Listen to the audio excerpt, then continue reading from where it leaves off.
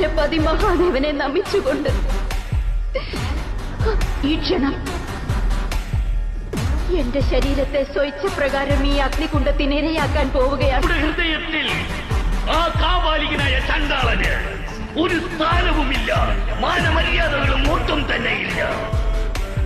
പ്രജാപതി, ഞാൻ ആദിശക്തിയാണ്. ഈ ക്ഷണം തന്നെ എനിക്ക് നിന്നെ ബാധിക്കുവാൻ സാധിക്കും. പക്ഷെ നീ ഈ ശരീരത്തിന്റെ പിതാവായി പോയി. ഈ കർമ്മം ചെയ്തുകൊണ്ട് പിതൃഹത്യാ പാപത്തിന് കർമ്മബന്ധിതയാകുവാൻ ഞാൻ ആഗ്രഹിക്കുന്നില്ല. മഹാദേവ, നമുക്ക് വളരെ വലിയ തെറ്റുപറ്റിപ്പോയി. നമുക്ക് ക്ഷമ നൽകിയാലും പറഞ്ഞ് മനസ്സിലാക്കിപ്പിക്കൂ നാം ആരാണെന്ന്. നാം ആണ് പ്രജാപതി ദക്ഷൻ.